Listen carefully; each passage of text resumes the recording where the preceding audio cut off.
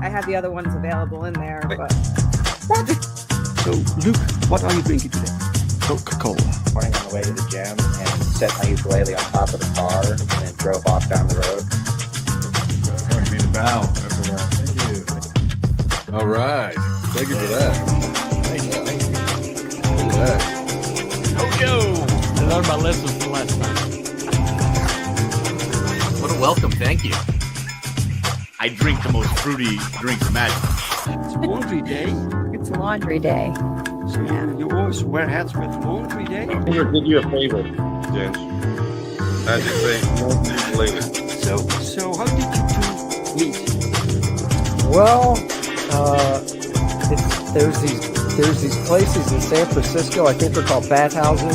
It's like one of those things where everyone wants to focus on like the big events that happen, but day to day, what we're doing is we're on like one of our drawstrings, smoking weed, making comics. It's chill. It's so much fun, and like Man, it's I'm not a YouTuber. I do this because I want to sell comic books.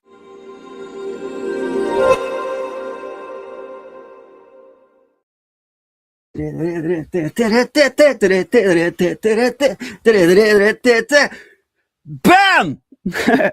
Hello guys, hello everyone. It is Sunday guys. This means another episode of A Drink with a Brink, where I talk with other indie creators about their hopes and their dreams and their lives, but also their books and their campaigns and their products, because frankly guys, I'm kind of bored with mainstream.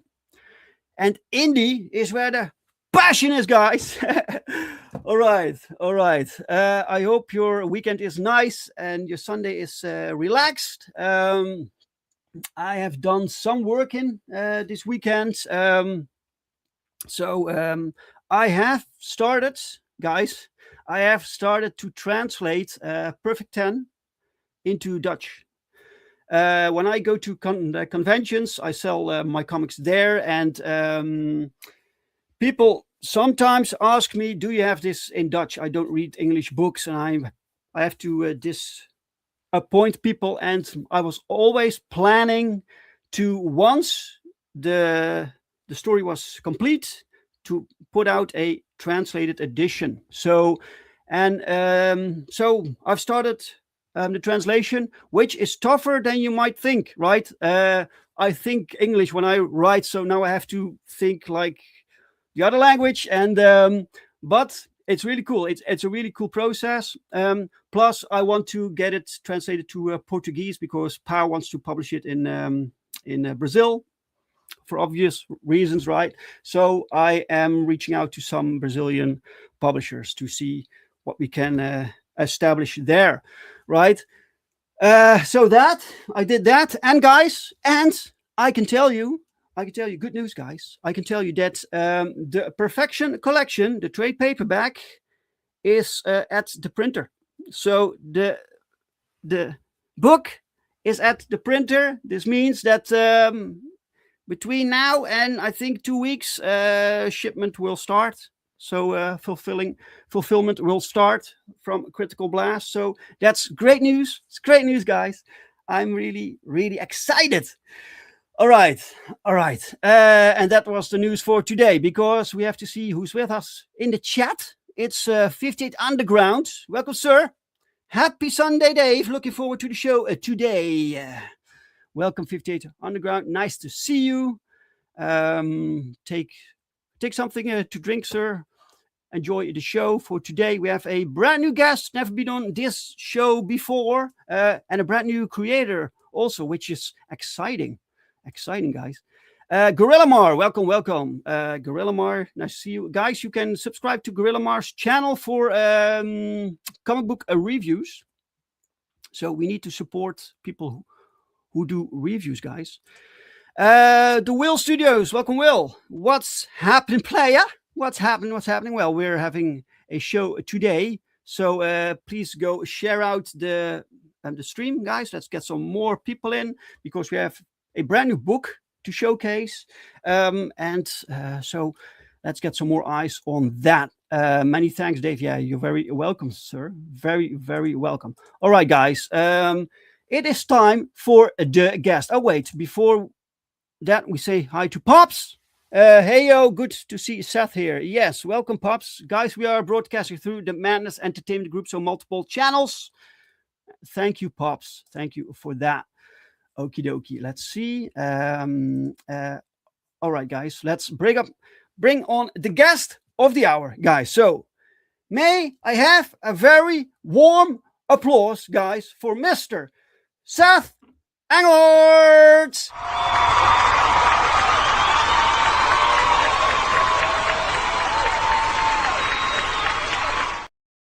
Wow, yeah, Seth Engelhardt, yay! Welcome, Seth. Hey, happy to be here. Yeah, you're very welcome, sir. Very, very welcome. I'm so glad that you're here. And so is hello, Scribe Comics. Welcome, welcome. And applause from Gorilla Mar. Thank you, thank you. All right, Seth. Before we dive into anything, I need to start us off with the first official question: is what are you drinking? Well, today I have orange vanilla mead. What? Yeah. Orange vanilla mead? Yep. Oh, okay. Is it good though? Oh yeah, very sweet, but it's good. Okay. Look at that. You are the first one with that drink. That's always cool. Yeah, Originality. This is the first pack of I've ever had. Oh really? Oh Yeah, it only came in a pack of like 4 cans. Oh yeah. I'm also always like, this is something new. I never tried it, so just try it, you know? So, yeah. Okay. Mike. Welcome, Mike. Welcome. He says, good as Sunday's drink and talk to you, Dave, Seth, and all. I like Josh's Howard art from the T-Bird and Throttle, and I like Pirates.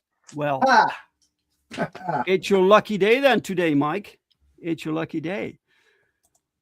And Josh's art is not the only art that's going to be featured. Yes, because Seth, you also like Josh Howard's art, and you like Pirates, right? Segway. Yeah. In fact, I was very happy to get the original line art from that cover as part of the commission. Yeah, we were talking about that before the stream. That is awesome. All right. That is awesome. So this is original, right? So Josh doesn't draw digital. He apparently his method is to draw traditionally, scan, and then color digitally. Okay. Yeah. He does his own colors, right? Yep. Cool. Wow, you have the original. That's really cool. That's badass. Yeah, I never really read his his stuff because sometimes things are not easy to get here in the Netherlands, right? So sometimes I wait for the right moment or when I can afford something, but I'm looking forward to dive into his books. They look fantastic. He's just doing the cover on this one. Joel Yes. Sousa's doing the interior art, but Josh is known for his creator-owned series T-Bird and Throttle, as Mike mentioned there, and he's also known for Dead at 17. Yes. Yeah, it looks so good. All of the mead varieties I've had from out of glass bottles have been good, says Mike. Yeah, I tend to prefer the glass bottles. They don't have the aftertaste of aluminum, but for some reason this doesn't have the aftertaste. I don't know what they did to line the can. Well, some things you don't want to know. Scribe Comics, the book has a Bruce Timm feel, fun and energetic. Wow. And you can thank Joel Sousa for that when he did the interior art. Yes. Oh wait, I made a ticker for today. So show, there we go. Episode 222. That's crazy. All right, Seth, let's start with I'm curious, where did your why did you want to make your own comics? Were you a comic book reader and at some point you decided, hey, I have this story, or what happened?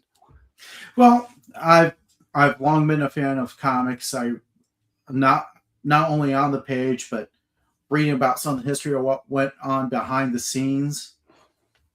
And the state of the comics industry going into 2012 went quickly from, wow, I could never do anything like that, to my kids could do better than that. So I decided I would probably put out something better. You know, if you can complain, you can ignore, or you can improve it yourself. Okay, so the catalyst to you wanting to make your own book was kind of like you were missing something from the mainstream, and you wanted to produce that yourself. Yes, and especially since I'm a parent of 3 children, I take them to the comic shop with me all the time, and there's less and less that interests them. Right.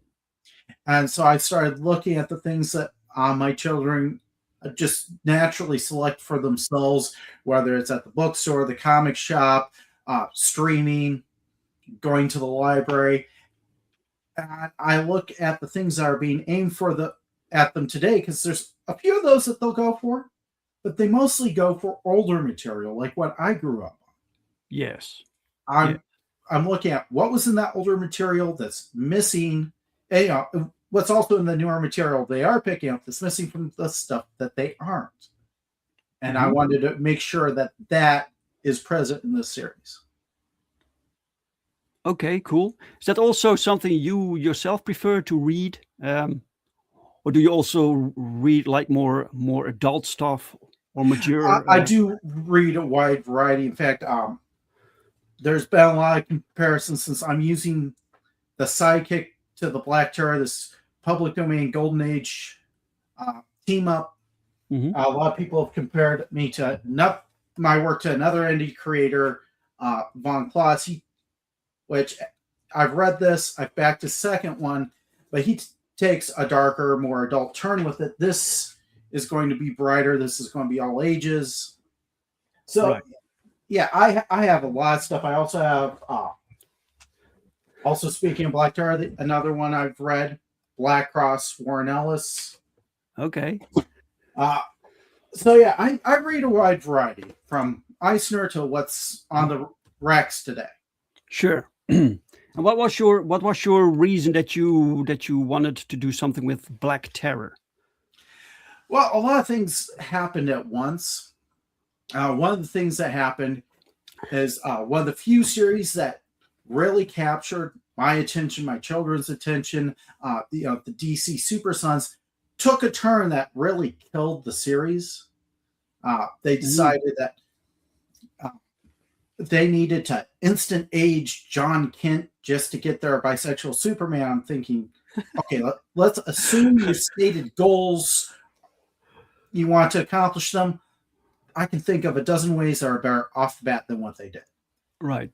So I wanted to recapture that vibe, but I didn't want knockoff Superboy with, I can't believe it's not Robin. Yeah. So I had to really boil it down to, okay, what was enjoyable about the series, and then build out from there. And at the same time that was going on, I not only read Terror in the Trenches, reread Black Cross, and remembered that Tim Rowland, Kid Terror, existed. Yeah, there are a few. I'd seen some Alex Ross work with the Black Terror, so that was all going on. And I'm just saying and thinking, well, there's a starting point. There's this public domain sidekick with superpowers that I can start a team with. And I actually messaged Vaughn. This was a back burner idea while I was working on a project that never made it to the finish line. Okay. But I had asked him about resources on public domain material. He had provided quite a few. And then I started looking through all these old kid characters, combined some of them, updated others. And then after a while doing that, whole new characters that never existed before started coming to mind. So we're going to have original characters, public domain characters, as the series go on, all working together. I knew I wanted a team of kid superheroes. Mm-hmm. and all the best team books have a core 3 Yeah. in the leadership. So we've got the leader, Kid Terror. We're going to introduce the other 2 from that core 3 characters, and then we'll meet other characters along the way. Okay, cool. Do you yourself prefer like team books, or was it something that you felt this needed to be for some reason? I do like team books. I like solo books as well. Yeah, really all depends on how it's written. Sure. You can't write a team book like it's a solo book. Yes. Right. Okay, that is fantastic. So suddenly you had this idea. I want to make my comic book, right? So what was your process there? You needed to network, get people together. Because you don't draw, right? So I used to a long time ago, but I wasn't very good at it. Now my hands hurt whenever I try to pick it up again. So I started off actually as a moderator for various YouTube channels that got connected into the indie scene before I even thought I wanted to do a book. And then I had ideas I worked on that never made it to the finish line. And while I was working on those, I kept trying to pick a different thing to do on the book that I thought I could do. And failing at them, I learned a lot of things about that aspect of making a book that I never knew before. So those are things you need to take into account if you're going to produce a book with different people on it. You need to take those difficulties into account, or else you're going to tick off the rest of the team real quick. Right. But anyway, and then while I had this background idea that would not leave me alone, I had to write little pieces out to create that series Bible for it. That list of characters, settings, items, key plot line points that I want to reach in different books, and all that. I had seen advertisements for writers on social media, responded to one, and after I sat on the script till I could afford art, you had shared that fan art that Joel Souza did of your Perfect 10 character. Yeah, beautiful. Oh yeah, I'm looking at his credits and things of books he's been on. I'm like, oh man, there's no way I could ever afford this guy. But while I'm soliciting rates from all these other creators, I decided I would find out what his rates and availability were. And I'm like, wait, that's actually in my budget. Yes. So as I find out that my number 1 draft pick is in my budget, well, that's no brainer. You go with the number 1 draft pick. Yeah, man. That's fantastic news. Holy shit. And, I didn't have the money out of pocket to do all 32 pages of the art. Mm-hmm. So I asked, hey, can we do this in 2 pieces? I'll pay out of pocket for the first 8 pages so I have a preview. Mm-hmm. And then if and when this funds, you can start the remaining pages and I'll pay you out the campaign funds. So that's part of what we're trying to raise here. Is the rest of the art. Mm-hmm. But Joel's got a great track record of fulfillment. Mm-hmm. And being a first-time creator, I know everybody's apprehensive about backing first-time creators. Having been a backer, I know why. So I made sure I'm the only first-timer on the team. Yeah. They say if you're the smartest man in the room, you're in the wrong room. I built the right room around me. Absolutely. Oh, really? So anyway, Joel is also coloring his own work, by the way. Yeah, which I know. I learned that also. I gotta say, at first when you told me, hey, I have the artist for the book, right? I told him the name. I first had to process it. I was like, really, Joel? Is that the right pick? And then you showed me the artwork, and I was like, yes, absolutely. was kind of weird. I had this different style in mind, you know, but now it's his style. It's completely his. It looks phenomenal. Yeah, I wanted something that would not only appeal to today's kids, but to the nostalgic adults who remember Batman the Animated Series, Gargoyles. So I wanted something that would evoke that style, but would still be fresh. While I'm looking at Joel's work, I'm picturing it. I know most of what he draws are pretty lazy because that's what sells on the standalone commissions. But I also realize Bruce Timm has an entire book of pinups. Yes. So you've got to be able to look beyond what they normally draw and ask, okay, what can they draw? How would that look? Yes, you can totally see this as a animated feature or series, you know. I wanted that Saturday morning cartoon. Yes, well, you succeeded. Mike says it looks like stills of a WB cartoon to me, Warner Brothers. Yeah, right. Okay. Yes. Yeah, really, really, really cool. So some people might know yet, others do, but I was on this project also, and it was one of the coolest commissions that I had to work on.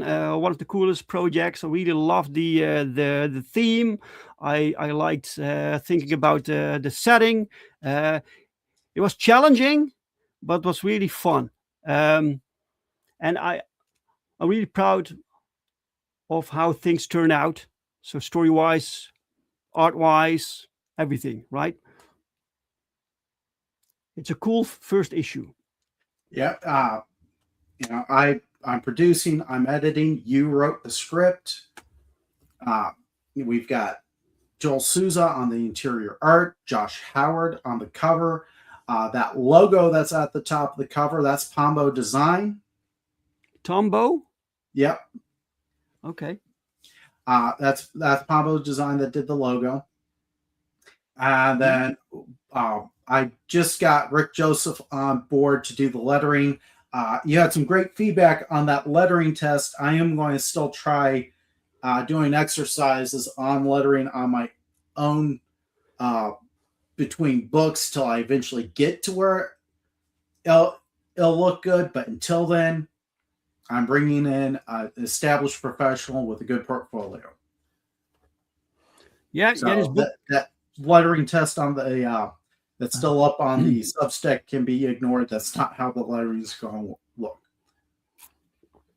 Yeah, you don't want to skip on anything when you introduce your first book. You want to make this impression, so everything needs to look fantastic. So the cover already is phenomenal, and I kind of appreciate that you didn't go overboard with like a gazillion variants like many people do. This is like one image and you had like two versions, but like nothing too crazy, right? Yeah. I hate having endless variant covers, but I also like certain variants. So it's like, okay, let's keep this limited. Let's keep this small. Yeah. I am planning. These are both variants off the same art.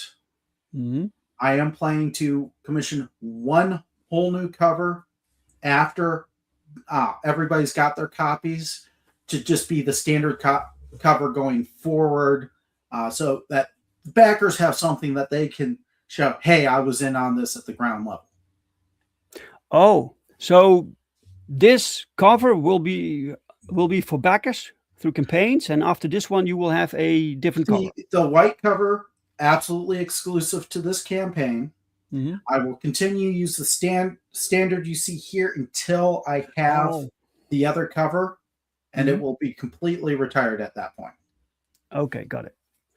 Appearing only on March. Okay, well, this art is just great. I'm just looking to the depth from the fist here, and then all the way to the toes, like what do they call it?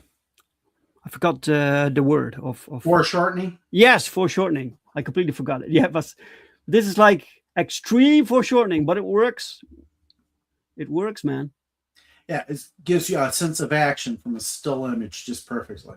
Not every artist can do this. This is like next level. Really cool. Love the cover, man. Right, then we have some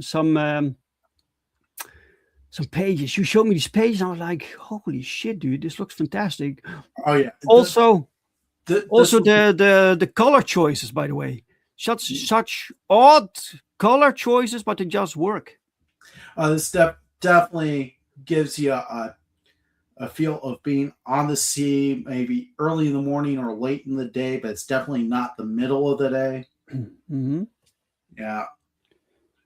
This was the first page, of course, to come back from Joel.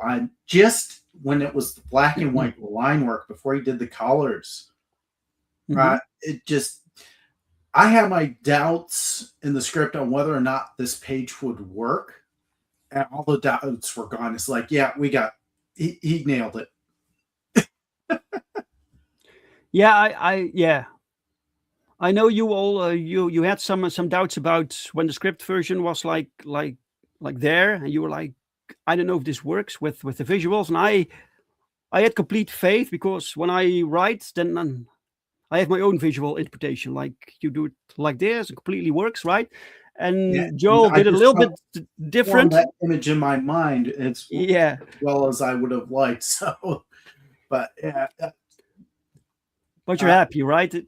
Absolutely happy. Joel nailed this. We've got the characters we need to be able to see right here in this establishing shot. We know where we are. We know when we are. Yeah, it's just perfect. I also like these character designs that he gave them.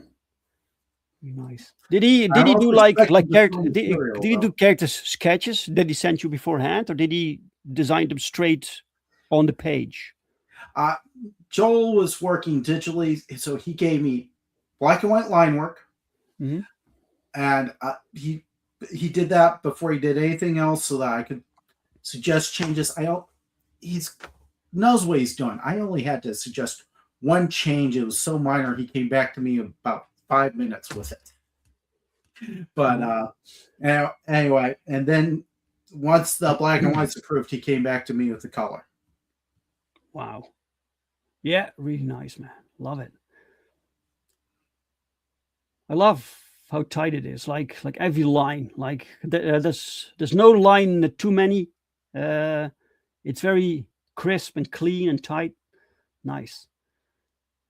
Of course, we're going to be exploring 3 different eras. We've got roughly 17th century. That was the golden age of piracy, right? We've got that going on here. We're going to be going to World War II, and we'll be in the present day. One of the things in the Black Terror, the original Black Terror comics, Exciting Comics, Black Terror comics, published by Nador Standard Pines. They kept changing their name, which probably killed their brand, and is probably why they went out of business. Anyway, they had a character called Le Terror Noir, who was the Black Terror's counterpart, who was a French privateer. They had a time travel issue, I vaguely remember, where they went back in time and encountered a Black Terror and Tim, who were pirates. Now, I decided to just take that and put it in their background and make it the inspiration for their costumes. That you'll remember that from the series Bible book before you fleshed it out. And I also decided, okay, there's this really weird thing. Look, I know it's the 40s. I know things were different back then, but the original Tim Rowland had no connection at all to the Black Terror, except for the fact he happened to be hanging out in Bob's pharmacy when everything blew up. So you've got this guy taking a random, unrelated kid all across the country, and sometimes across the world, on adventures that's not raising any red flags even back then.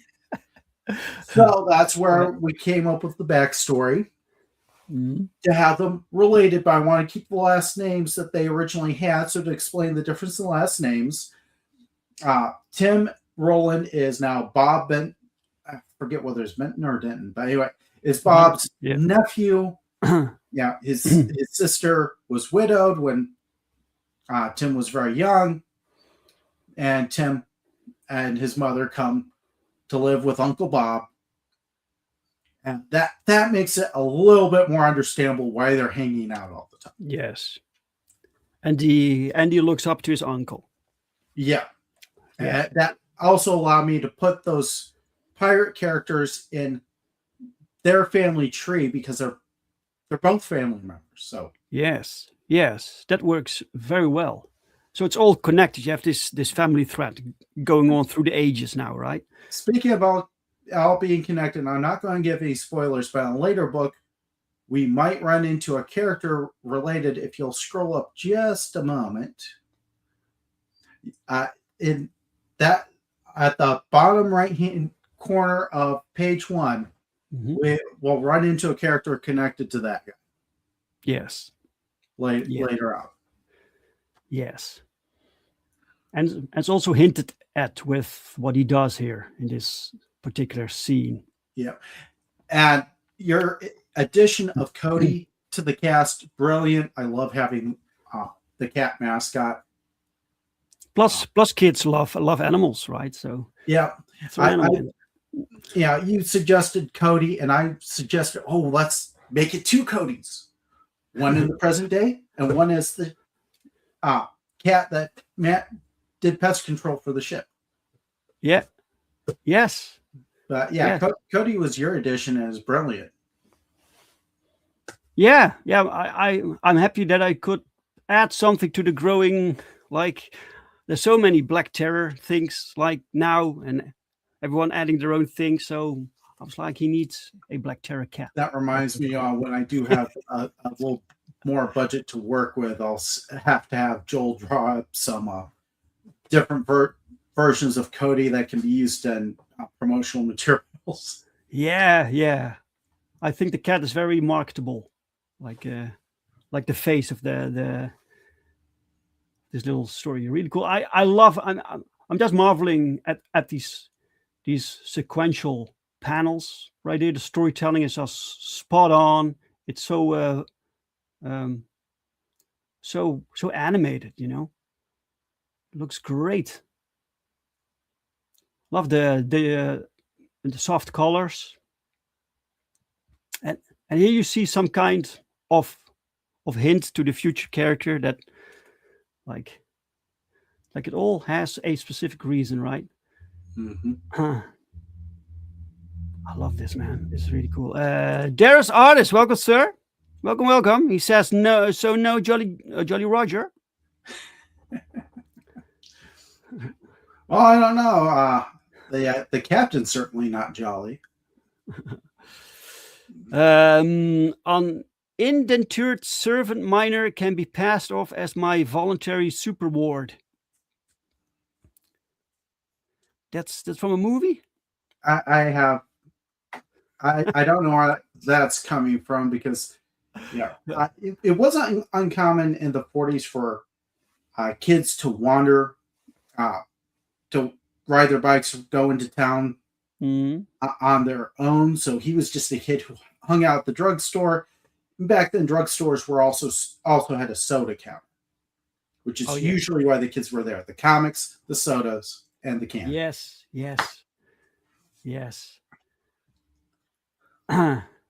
Look at this art, guys. By the way, guys, this is right now, you launched last Friday, right? This is right now on FundMyComic. The link is below, guys. It's also in the chat, but I will put it in the chat once more, so you can check it out, support it, back it, share it, and if you do, please let us know so we can have a little celebration right here, right now. Love this scene also, little crazy scene going on, just goofiness, just a little. It has to be upbeat, right? Yeah, it gives you that action, that adventure that I used to draw kids to the comic books or draw them to tuning into a show, and then they want to find out, okay, why is this happening? You can really draw them into the story from there. Yes. Welcome, Mo Biggs. Welcome, sir. He says, "Hail, Dave and Seth. Welcome, Mo. Nice to see you, man." Right. Okay, so looks like the crew is captured. Only the captain is still fighting. Really cool. What's going on here? I love this, man. This is even word yet, and you know what's going on. Yes. You just don't have some of the exposition that lettering is going to provide. Yes. I'm really. It could not have been better. You know, the way it turned out. Look at this panel, guys. Look at this with the purple and then the yellow coming through from the outside here. It is all yellow, right? Mm-hmm. They opened the hatch here, or the hull, and have the purple inside here with the yellow glow. It's just perfect. Love it. Also, this panel, this last panel right here, you can't see my mouse, right? No, this last panel. These camera angles are just brilliant. The way it's positioned here through these ropes, I just love it, man. Now, one things we're seeing here with this scene, I mean, we've got characters who are pirates, and historically, pirates were thieves, not something you really want kids to look up to, but I don't want to get too serious into that because they're also a fun archetype anymore for kids to dress up as. So I looked for an admirable quality that would be historically accurate that I could give them, and I looked at Edward Teach, aka Blackbeard, who actually existed, and when he made a point of targeting slave ships, freeing the cargo, and then they could either take the ship and sail home, or they could become part of his crew, at least to the next port, or permanently, their choice. So I'm like, okay, there's something. There's something I can give them.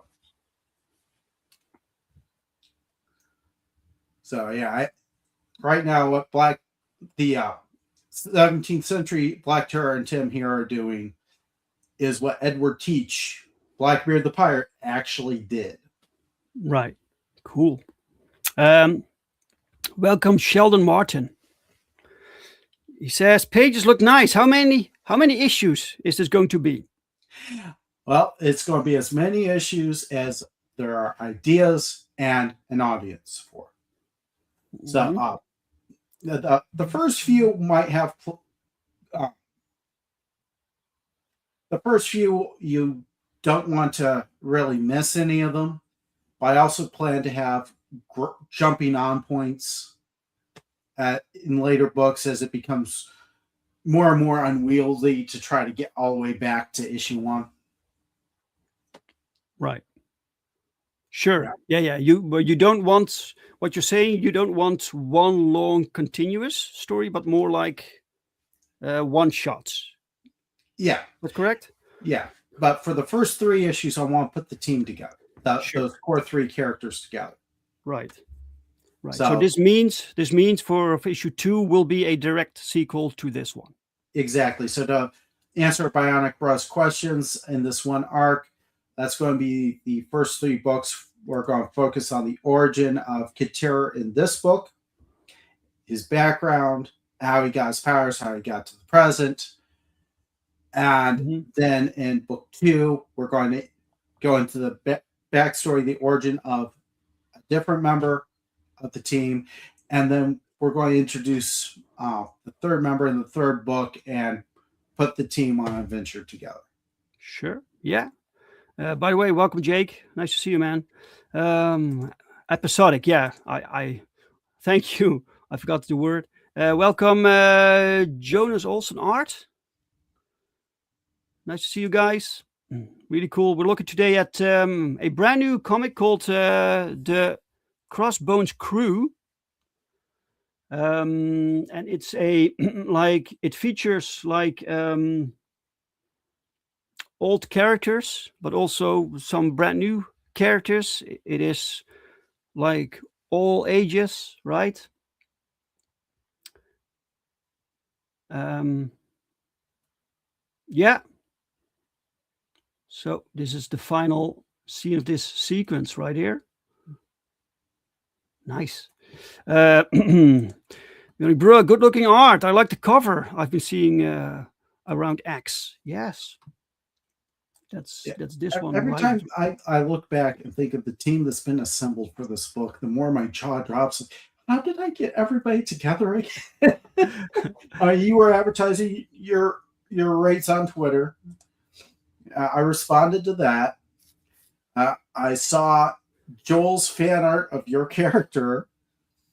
Wow. Found out his rates were within my range. Brought Joel on for the interiors. And then Josh Howard was advertising for covers. Well, not for covers, for commissions. And I asked about using it for a cover. And so, yeah. And then Rick Joseph had an ad in T-Bird and Throttle. Oh, yeah. And I went and checked out his site based on the ad in the book. So I found my interior artist through my writer and my letterer through my cover artist. I forget which issue it was in, but yeah. Okay. So it's kind of all came together. Like it just worked out. Yeah. That's fantastic.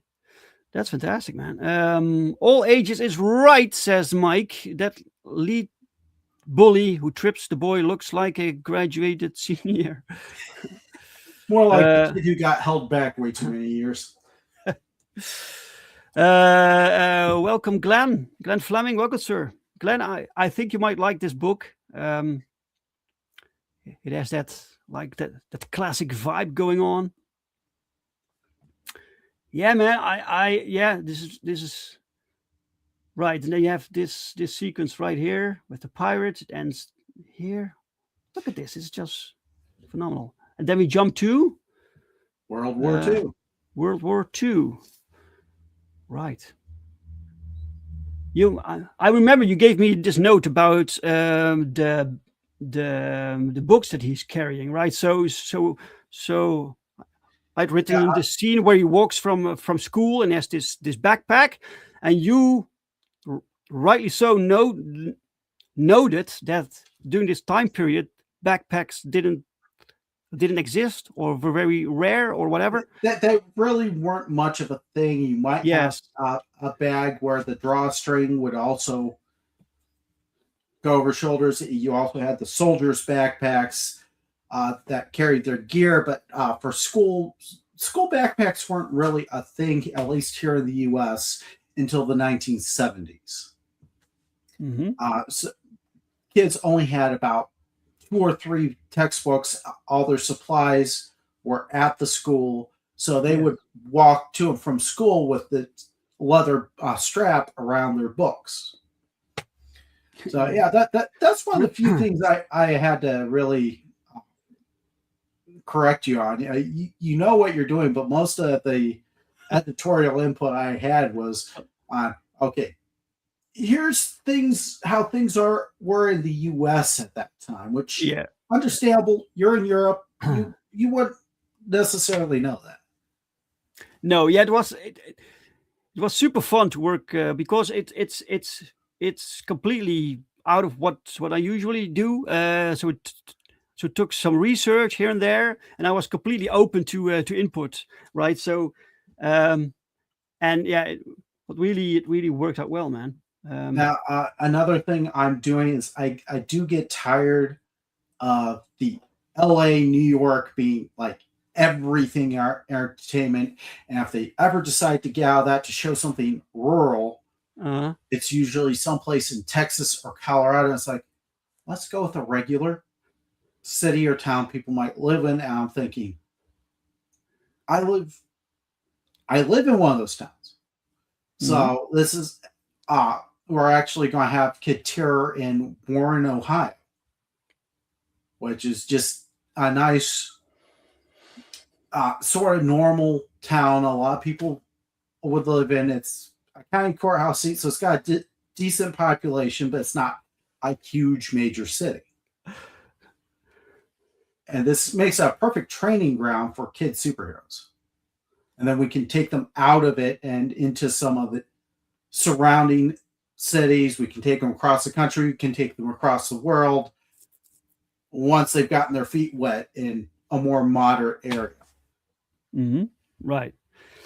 Why are we debating if kids wore backpacks in the 40s when we can just ask our boy Pops? He was there. Yeah. Oh, they're called bookstraps. Yes, yes. I'm going to check it out, says Glenn. Excellent.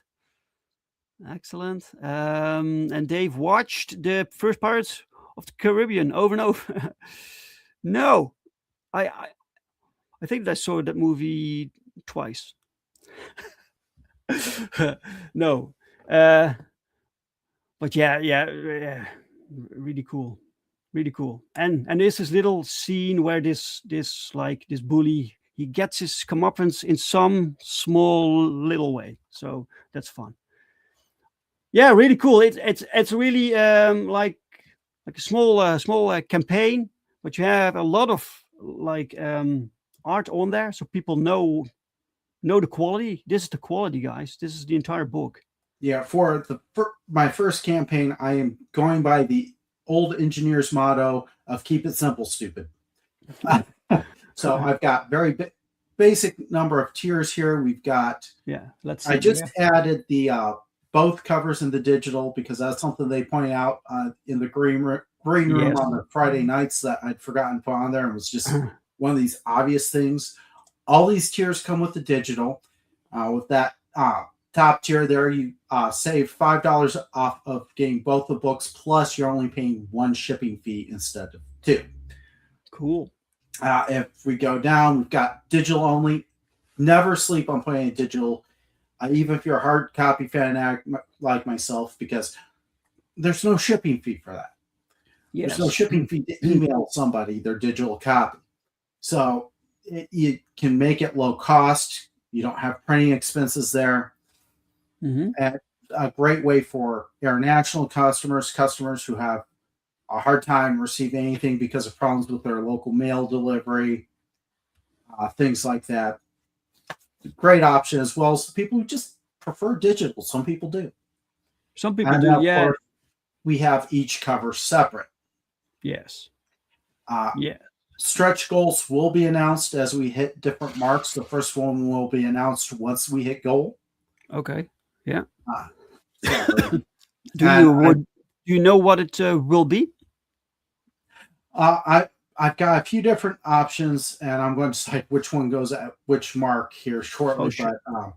But I've at least looked into and priced things out, so I know what I can offer. Okay. I'm going through Kablam for both the printing and the distribution. Oh, cool. They do fulfillment as well. Oh, that's great. I've received some books from them. Print quality is great. I've always had good service as a backer.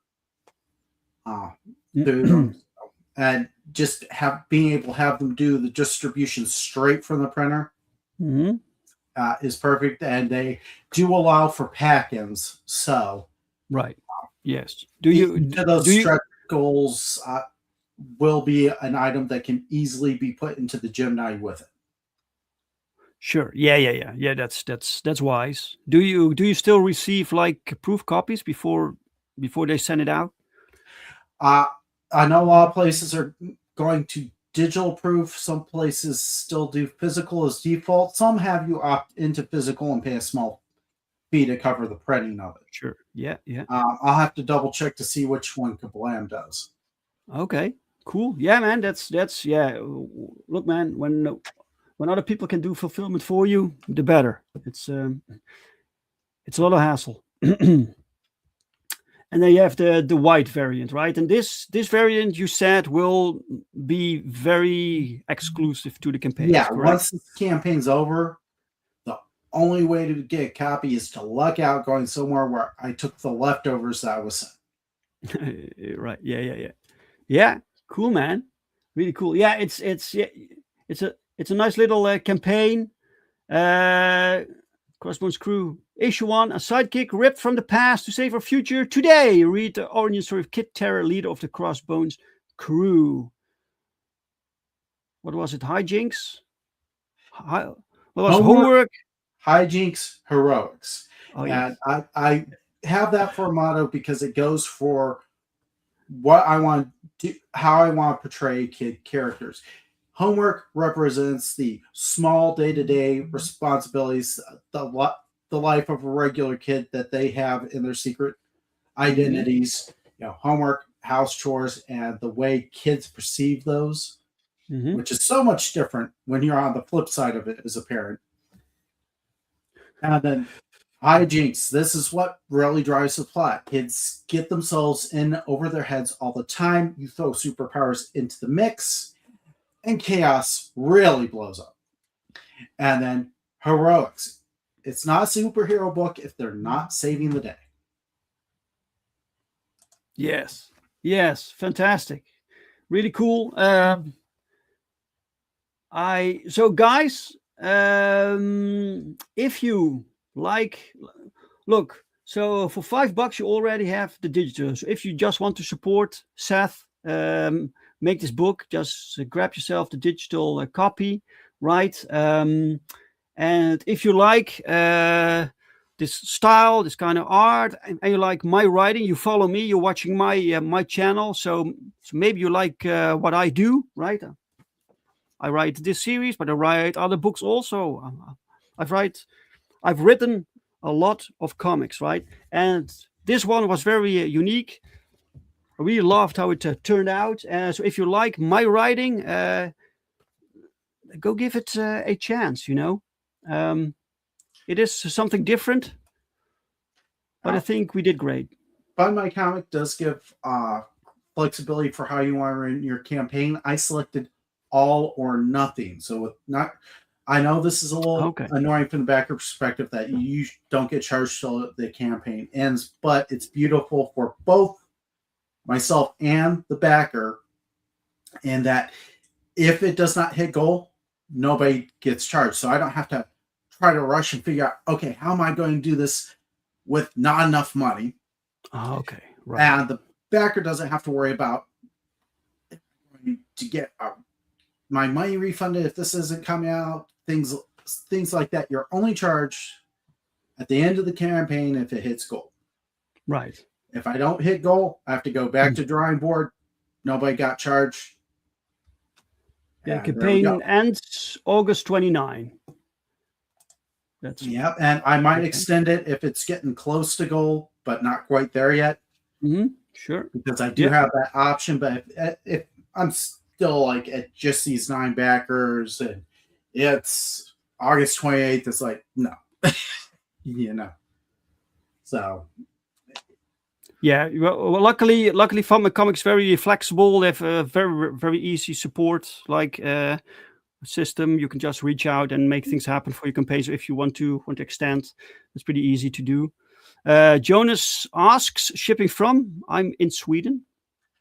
If I'm not mistaken, Kablam is in Canada. I'm in the US. Oh, okay. I could check here real quick. Holy shit, this means you even have to pay some extra shipping to yourself. Stage, when I ship something from here to backers in Canada, it's cheaper than when Critical Blast ships it from the United States. So I always tell Critical Blast, leave Canada to me.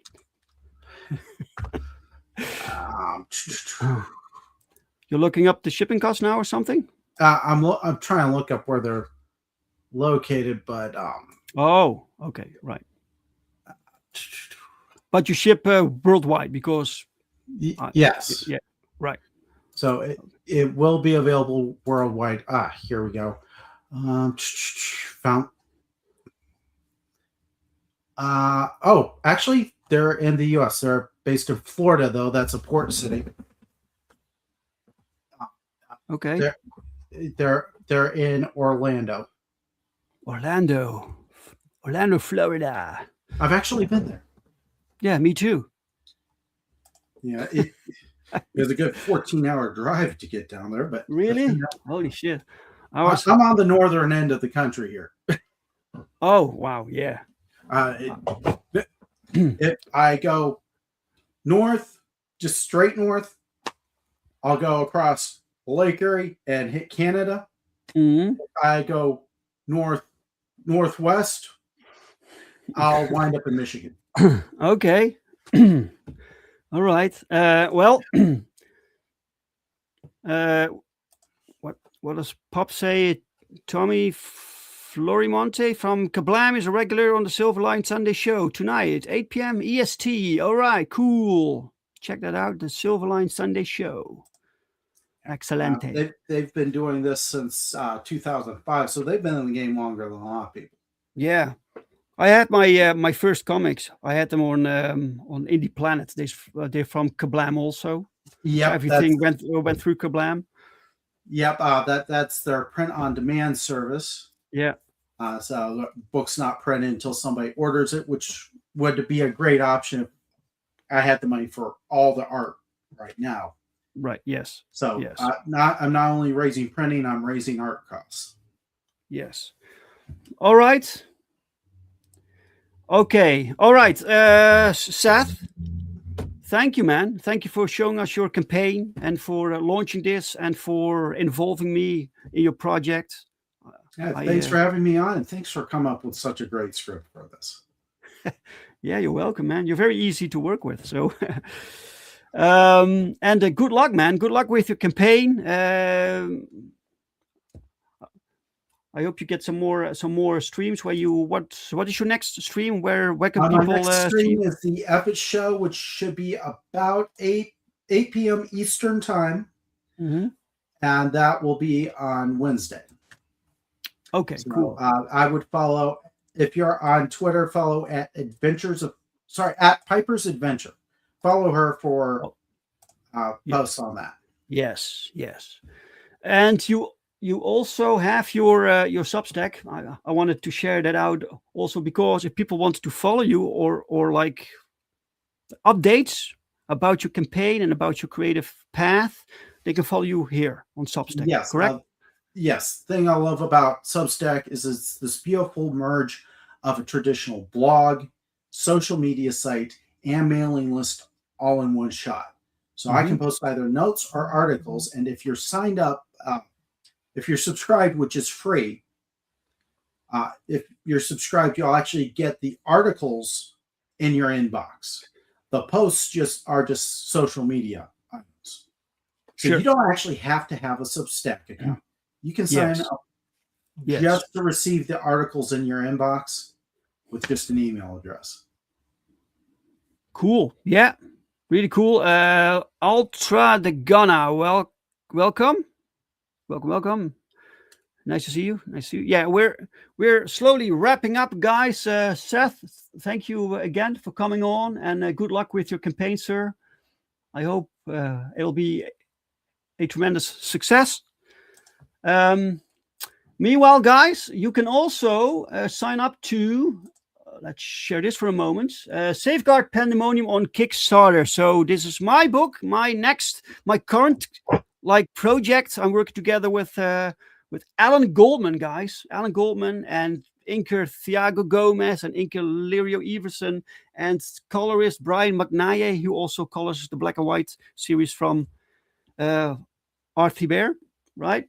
So a magnificent creative team. Together we are making Safeguard, the first issue of Safeguard. If you liked the Perfect 10 series, you might like this also. It's the same universe. It's kind of a sequel to this, right? With a new creative team, except for me. I'm still the writer, right? So we have two covers to start with. One by Alan Goldman, color by Brian. Yeah, so good, guys. And then we have a second cover by Pau Rodrigues, my buddy Pau, who drew the entire Perfect 10 series. Pau is a professional, and he made the B cover this time. Usually he makes the A covers, right? But always the first cover is done by the artist from the book. So, and you can subscribe to this. We are still producing the book. We still have 5 pages to draw. So Alan needs to draw 5 pages. Thiago is inking the news page right now. Brian is close behind. So we are like moving. We are moving with this book. So go get notified. I think I will need at least 100 followers before we launch. So I hope we will make that. Stop sharing. All right. Excellent artist and creator concepts all around today, good sirs. Well, thank you. Thank you, Mike. Keep doing what you're doing, brother. Oh, thank you. I just want to say I'm a huge fan of Perfect 10, man. Oh, wow. Thank you so much, man. Thank you. I saw Goldman live drawing some more of this last night. Yes, you can follow him also. He does like these pages. He draws these pages live. You can actually see this book being produced. It's fantastic. All right, guys. Seth, thank you. And special thanks to the chat, to everyone showing up today. Thank you so much, guys. Thank you for the interaction and for the questions and for liking the stream. So if you liked the conversation, give it a like. If you didn't like the conversation, give it a dislike. And I'm very sorry. I'll be back next week. I'm not sure who my guest is. I completely forgot. But next week, so same time, same channels. Oh, Gorilla Mars has a great show. Thank you, sir. And so see you guys next week. Bye, everyone.